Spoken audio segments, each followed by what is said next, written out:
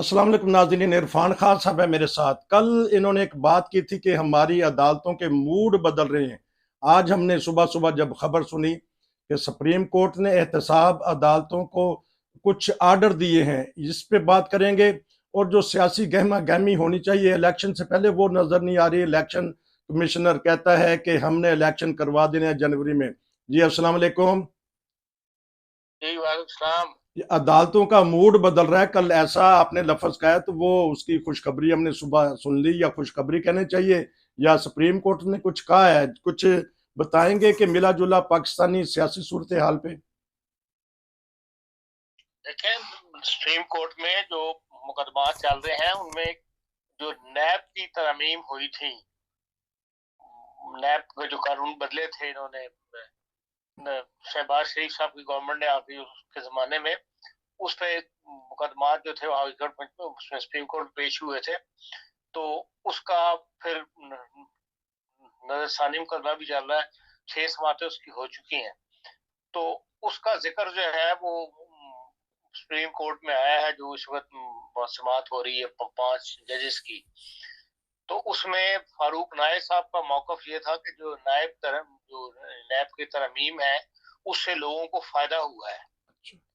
तो उस पर चीफ जस्टिस साहब ने उनको रोक दिया और कहा कि जी कोई कोई मतलब ऐसा फायदा नहीं हुआ, सिर्फ यह है कि मुकदमात का फॉर्म बदल गया है। जो मुकदमे थे वो उसी तरह कायम है। तो इस पर फारूक नायब ने कहा जी होता यह है कि हम चाहते हैं कि नैब तरमीम का जो फैसला है वो मुअत्तल हो जाए, जो उन्होंने फैसला किया हुआ है, ताकि सुप्रीम कोर्ट जो है उसको मुअत्तल कर दे। और नहीं तो ये लोग एहतसाब अदालत में जो मुकदमे चल रहे हैं उसको ये फैसले ले लेंगे उनसे फटाफट।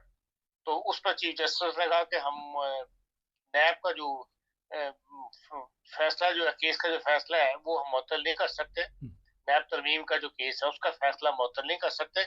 हाँ, हम ये कर सकते हैं कि एहतसाब अदालतों को जिनमें मुकदमा चल रहे हैं उनको कह दें कि अभी हतमी फैसले अभी ना करें, रोक लें, ताकि प्रैक्टिस एंड प्रोसीजर एक्ट जो है उस पर जो तफसीली बहस से फुल कोर्ट बैठी हुई है उसका तफसीली फैसला आ जाए। क्योंकि उसमें बाज ऐसी बातें की गई हैं या ऐसे पॉइंट उठाए गए हैं जिससे बाज मुकदमात जिनका हाल ही में समाअत चल रही है या अभी हाल में फैसले हुए हैं उन पर असरअंदाज होंगे, या उनके खिलाफ अपीलें होंगी, या बड़े कोर्ट बन सकेंगी बजाय एक एक दो कोर्ट के जो बड़ा बेंच बनता है उससे वो फैसले होंगे।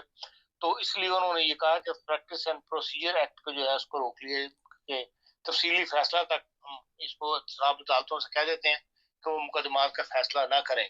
ये एक नॉर्मल प्रोसीजर की बात है। अब इसको हर बात को जो सोशल मीडिया है या पाकिस्तान के टेलीविजन चैनल जो है वो एक अहम खबर बना के तो इस तरह पेश करते हैं कि बहुत बड़ा कोई मार्का मार दिया या कोई से हो जाएगा। ये मैं इसको इतनी कोई बड़ी अहम बात नहीं समझता। लेकिन ये है कि बहरहाल एक समझदारी की बात की है उन्होंने, चीफ जस्टिस ने कभी एहतसाब अदालतों को कह दिया कभी आप फैसले अभी ना करें, ताकि मुमकिन है कि एहतसाब अदालतों से फैसले बरी कर दें उनके, और उनसे फिर यह है कि भाई इलेक्शन जो है उसमें जो बरी होंगे उनके बारे नारे हो जाएंगे, फिर ज्यादा सीना फैला के वो अपनी इलेक्शन मुहिम चलाएंगे। उसका रास्ता जो है उन्होंने अभी रोक दिया है कि भाई सरदस्त आप जब तक एक हम practice and procedure bill act का तफसीली फैसला नहीं आया तो रोक लें।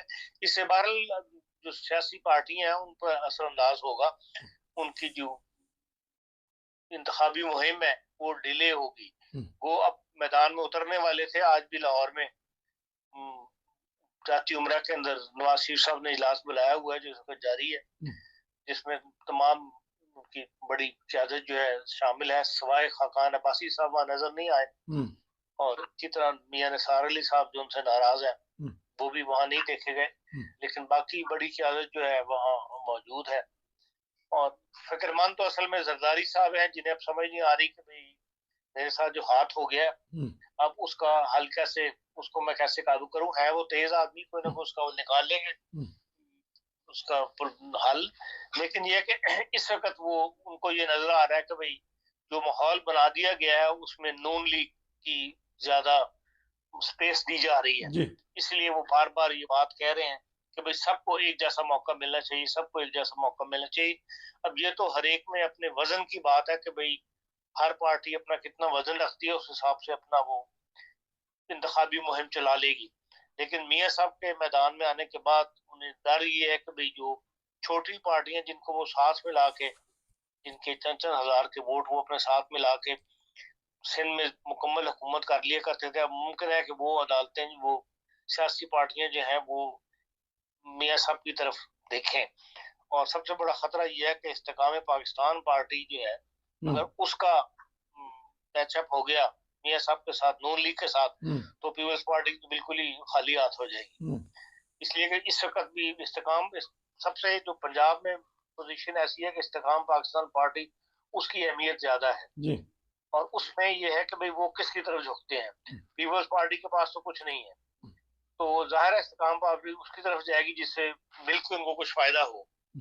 पीपल्स पार्टी को पंजाब में तो अभी तक कोई ऐसी सूरत हाल नजर नहीं आती, उनको तो ना कैंडिडेट मिलने हैं, इसलिए कि पैसा बड़ा खर्च होता है, और जो कैंडिडेट 5-7 हजार वोट लेने के लिए तो इतना पैसा खर्च नहीं करता ना, तो इसलिए उन्हें ज्यादा फिक्रमंद जो है जरदारी साहब को है, और वो यही बार बार ऐलान कर रहे हैं कि भाई हमें एक जैसा मौका जो है वो दिया जाए इंतखाबात के लिए। अब ये तो आपकी हर पार्टी अपनी वो है कि वो किस तरह वो मुहिम चलाती है और किस तरह अपना रास्ता पैदा करती है।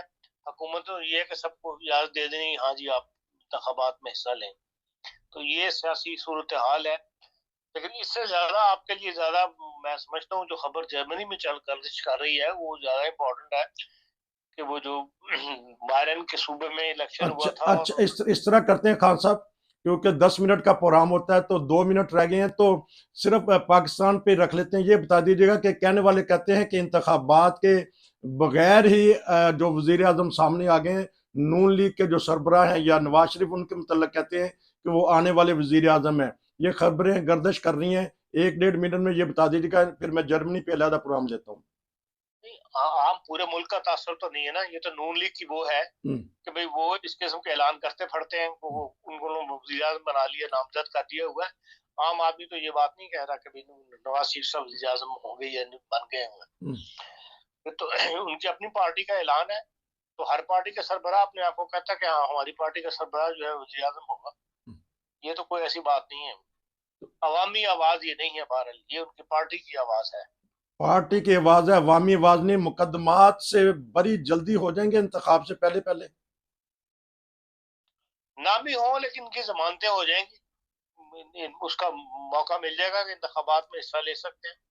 मुकदमात चलते रहते हैं सियासी लोगों के ऊपर, कोई ऐसी बात नहीं है, कोई बड़ा करप्शन का मुकदमा ऐसा नहीं होगा जी नहीं है उनपे जिसपे वो ऐसा फैसला आ जाए कि भाई वो उनको इंतखाबात से रोक दिया जाए। तो वजीर आजम साहब दौरे कर रहे हैं आज, अभी चंद घंटे पहले सहाफियों से गुफ्तगू कर रहे थे, तो किसी ने पूछा पंजाब के लिए क्या है, तो उन्होंने कहा कि प्यार मोहब्बत, तो वही काफी है पंजाब वालों के लिए। देखें जो निगरान वजीर आजम साहब हैं वो बड़े तहम्मुल के साथ चल रहे हैं, और कल जो लम्स यूनिवर्सिटी के अंदर उन पर नौजवानों ने सवाल किए, बड़े सख्त सवाल किए जी, हाँ जी, और वो कहीं गुस्से में नहीं आए, और बड़े ही उन्होंने तहम्मुल से हर चीज को बर्दाश्त किया और जवाब दिए उन्होंने। इस लिहाज से मैं समझता हूँ कि जवाब देने में काफी वो जैसे कहना चाहिए माहिर तो नहीं कह सकते, लेकिन ये कि जवाब देने में बहुत ज्यादा आसानी नहीं रखते। जो शौकत अजीज साहब थे जो हमेशा तहम्मुल से जवाब दिया करते थे और हर बात को सुन लेते थे, कभी उनको रोकता नहीं था, जो भी सवाल करना कर लो। और यही हम काकड़ साहब के साथ देख रहे हैं कि सवाल को वो रोकते नहीं है, ना उनका जो स्टाफ है वो हरकत में आ जाता है क्यों ऐसा सवाल पूछ लिया गया। तो इस लिहाज से जो बात जहां तक उनका विचारों का इख्तियार है वो तो बुरी वज़ीर आज़म है, उसके अंदर जो हुकूमत काम कर रही है उसके ऊपर ही असरअंदाज रोशनी डाल सकते हैं, और वो बड़े अच्छी अंदाज से डाल रहे हैं। बाकी सियासी सवाल जो फंसाने वाले करते हैं उनको वो इस तरह डाल देते हैं जैसे कह दिया कि पंजाब के लिए प्यार मोहब्बत है, तो असल में तो लोग ये फंसाना चाहते हैं, कहना चाहते हैं कि जी निगरान हुकूमत जो है वो पंजाब को क्या कुछ दे रही है या उनके लिए क्या सोचने पैदा कर रही है, उसमें उन्होंने कह दिया प्यार मोहब्बत है, वो सबके लिए है। बहुत बहुत शुक्रिया। अब प्रोग्राम के अगले हिस्से में हम बात करेंगे जर्मनी की खबरों से। नाज़रीन जुड़े रहिए, अगले प्रोग्राम तक अभी हम मिलते हैं।